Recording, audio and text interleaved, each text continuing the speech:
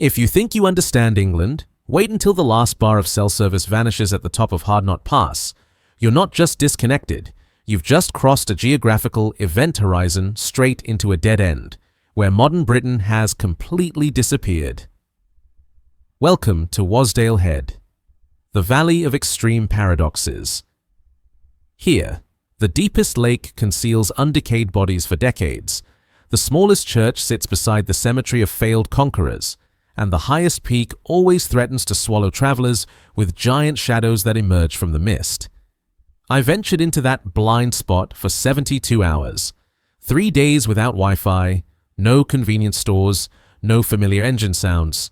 This isn't a sightseeing trip, it's a journey into the dark side of the map, where nature will strip away all social masks until you're left with only your bare essence, as darkness falls and all connection to reality is severed. Prepare yourself to face a harsh truth. Even in the heart of a modern nation, there exists an edge of the world where just a few more miles beyond, you'll no longer be sure what era you belong to. Where do you think the truth will be reflected most clearly? For me, it's an example. And now, let's begin the first 24 hours by looking into this black mirror. Wastewater. This is the deepest lake in England, about 79 meters. But deep here isn't just a geographical number. It's the depths of oblivion. Or, to be more precise, a giant freezer drawer. Let's step into a time machine with me and go back to 1976, the year a woman named Margaret Hogg disappeared. It wasn't until 8 years later that divers found her at the bottom of that deep abyss. But this is what astonished forensic experts. She didn't decompose at all.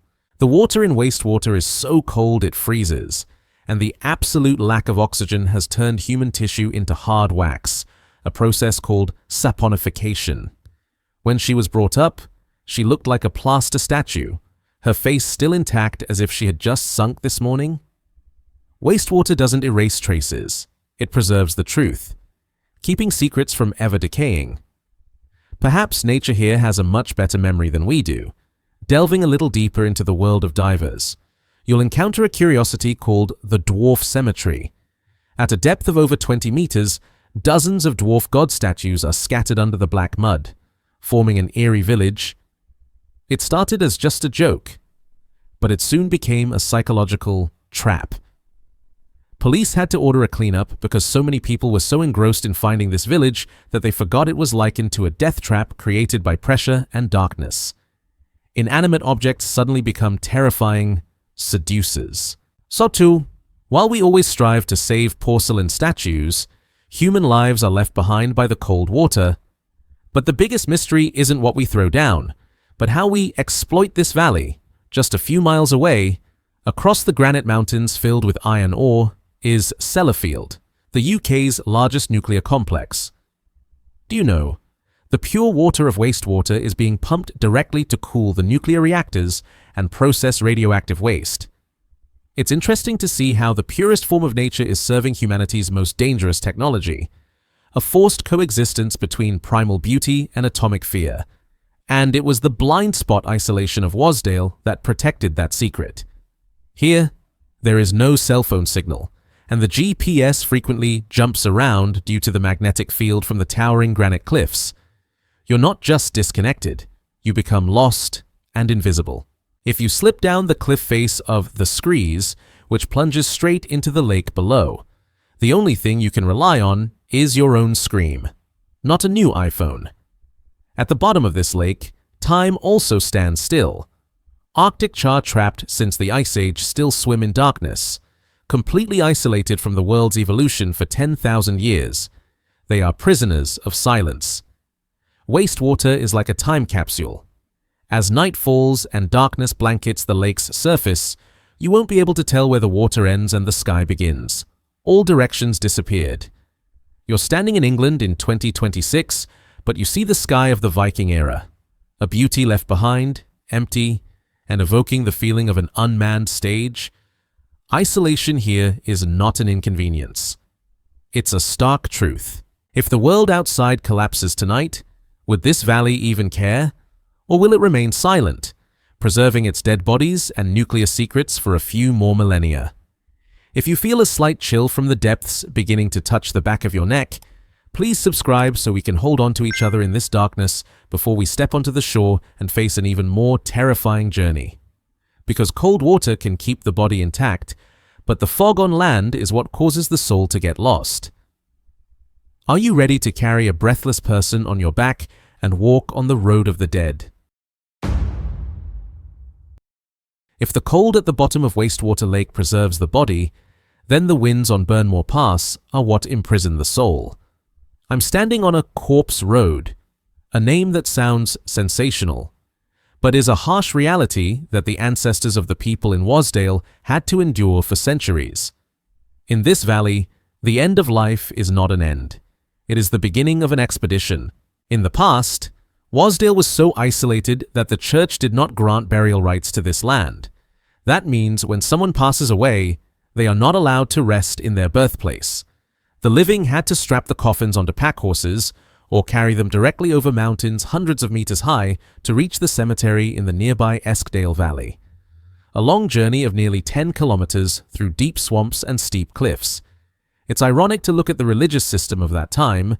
People were willing to bestow salvation, but they made the souls of the deceased walk for miles over mountainous terrain before finding a piece of holy land. Along the way, you'll see unusually large, flat stones called coffin stones. They are not gifts of geology. These were rest stops where the pallbearers would set down the coffin to regain their strength. There's a subtle creepiness when you accidentally sit on a flat rock to rest, then suddenly realize, for hundreds of years, this is where the dead lay waiting to move on.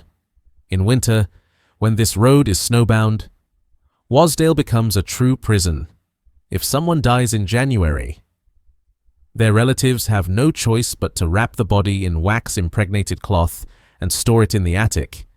They lived, ate, and slept right below the deceased for weeks, sometimes months, waiting for the snow to melt so they could make their final journey over the pass. Isolation turns homes into warehouses and loved ones into guests who won't leave. The legend of the flying coffin also originates from this very harshness. The story goes that a horse carrying a coffin panicked because of a golden eagle and plunged straight into the fog, disappearing. Many years later, that dilapidated coffin was found wedged between cliffs, just as another funeral procession was passing by, a chilling reunion that only forgotten valleys could weave. But amidst this thick fog, what's more terrifying? The ghost of an 18th century pallbearer, or the absolute silence of a land where life and death are intertwined. In Wasdale, the line between a hike and a missing person report is sometimes only a single misstep away. We still have graves to visit, but before we delve deep into the final resting place of the conquerors, let's leave a small mark by subscribing to the channel. It's like we're lighting a candle together in the fog to make sure no one gets left behind. Now, let's look at that little church hidden at the foot of the mountain over there. There are those who have crossed the path of the dead, but they never left Wasdale. Do you want to know why those who conquer the highest peaks choose to rest in the lowest places? Leaving the road of the dead, I found myself standing before a stone paradox, St. Olaf's Church. They say this is the smallest church in England. It's so small that if you weren't paying attention, you'd think it was just an abandoned structure from some farmer from the last century. But don't let that humble appearance fool you. This is the valley's highest concentration of pride and the price paid for wanting to conquer. Step through the low wooden door and look up at the rafters. Do you see anything? Rotten wood, dark brown. Legend has it that they were salvaged from the ribs of sunken Viking ships, the ships that once sailed the oceans. Carrying ambitions of conquest, now lie still to shelter a few empty wooden benches. A less than smooth landing for those who once wanted to master nature. But what really makes you stop is what's outside the window. St. Olaf's Cemetery. In ordinary villages, cemeteries are for the elderly, those who have completed their life cycle. But in Wasdale Head, the tombstones tell a different story. Many of the names here belong to young people, climbers, and those who conquered Scafell Pike in the 19th century. They came from London, from air-conditioned offices, bringing hobnail boots and a burning desire to set foot on the roof of England. They wanted to conquer the summit, but they ended up resting in the lowest part of the valley. Looking at these tombstones, I don't see any sadness. I see a skepticism about the so-called conquest. We spend our whole lives climbing the ladder of status, only to find in the end that the only thing we truly own is a few square meters of earth and stone. Perhaps the people lying here are the only ones who truly understand the weight of Wasdale. In St. Olaf, there's no electricity, no modern sound system.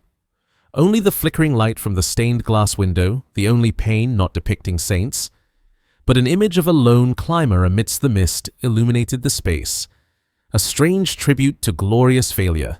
What do you think about spending your whole life pursuing a peak, only to realize that true value lies in the stillness at the foot of the mountain? Are we too focused on climbing mountains in our lives, forgetting that every peak leads to a deep valley? The church doors are about to close behind me.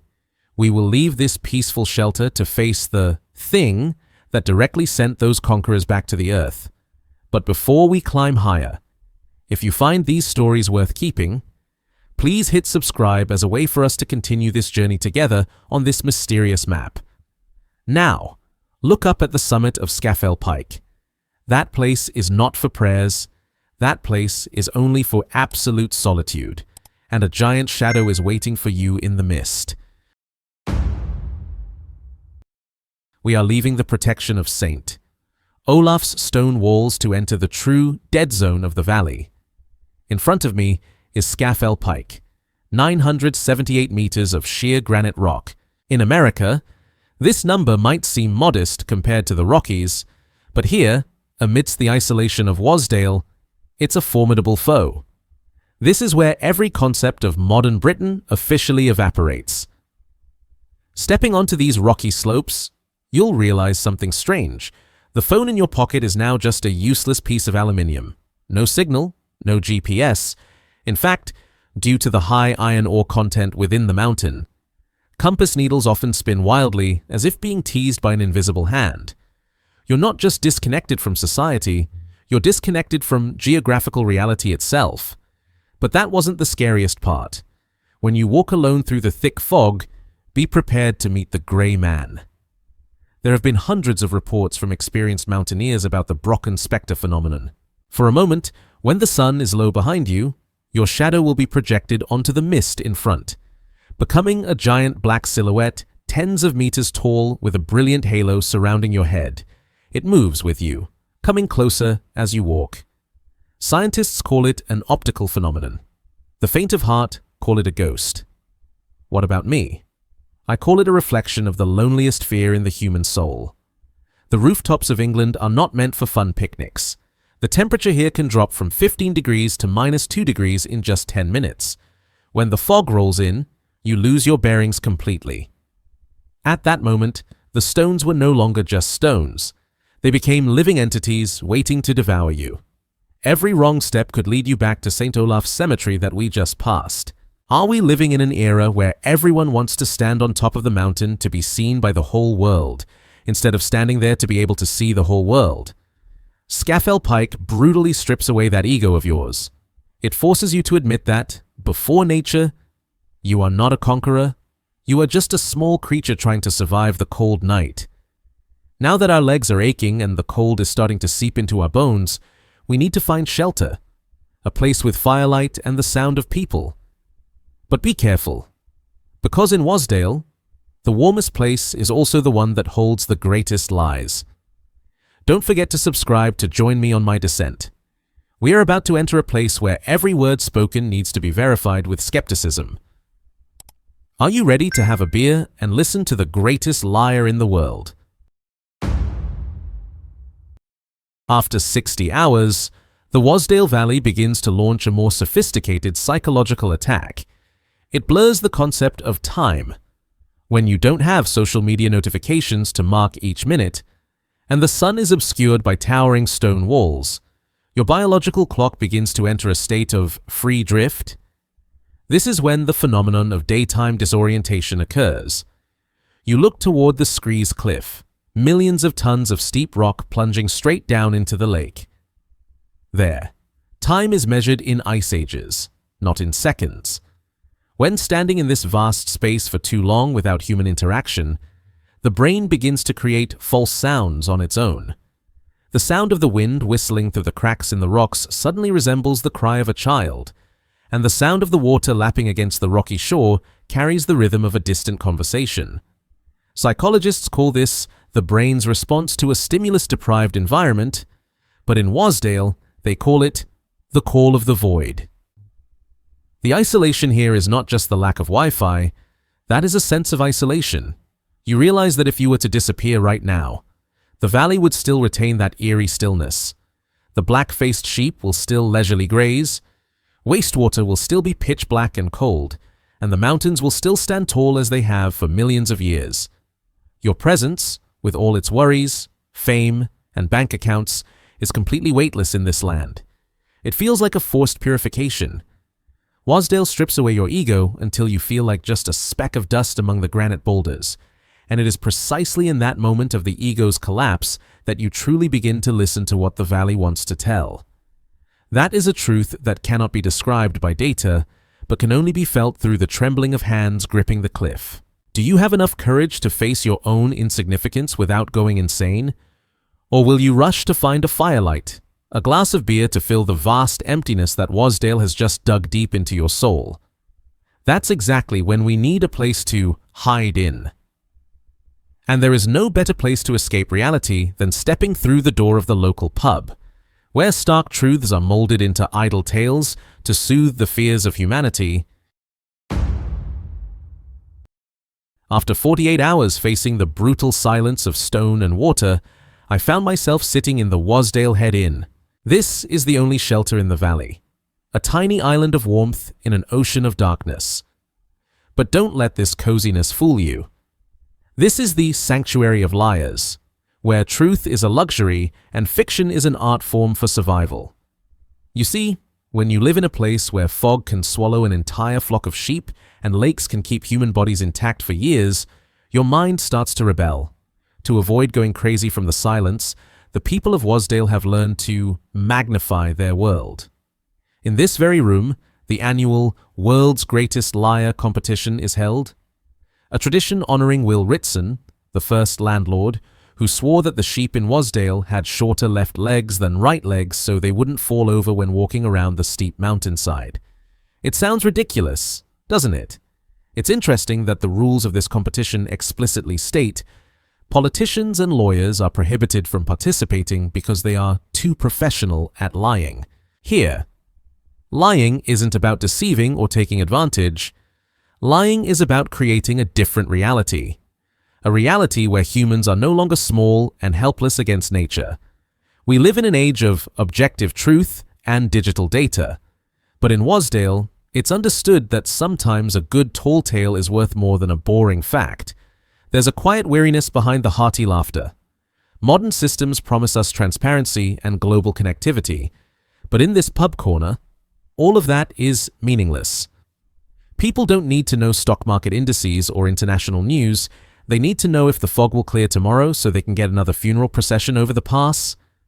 Are we becoming so obsessed with finding the truth that we're forgetting how to enjoy a good story? And would your world collapse if you found out that everything you've believed in for so long was just an elaborate lie? Please click subscribe so we can enter the final moment of awakening together. Because when all the lies are over, the only thing left is what you never wanted to hear the most. Have you ever heard your soul breathing? 72 hours at Wasdale Head are coming to an end, as the last glass emptied and the lies dissolved into the evening mist. The valley began its final ritual, the shedding of all masks. In the absolute silence, the scariest thing isn't the ghost on the road of the dead or the bodies under the lake. That's the sound of blood vessels pulsing in your ear. When the phone signal is zero and dopamine from social media stops flowing, we suddenly feel like strangers in our own bodies. Wasdale is a mirror. If your mind is chaotic, it reflects madness through the cliffs. If you carry fear, it materializes at the bottom of the cold lake. But if you're brave enough to be silent, It will teach you a truth that the modern world always hides. We are not as important as we think, and that is the greatest freedom. If all digital connections go down tonight, who will you be in this stillness? Will you find peace, or will you go crazy because no one is left to witness your existence? If this journey resonates with you, please like, share, and subscribe to join me in uncovering the next blind spots. Leave a comment. Would you dare to stay in Wasdale alone for 72 hours? The content is based on historical, forensic, and local legend materials. The video is narrative and based on personal experience. Do not explore or dive deep in wastewater without expertise and protective equipment. Comply with the safety regulations of the National Trust and the local rescue team.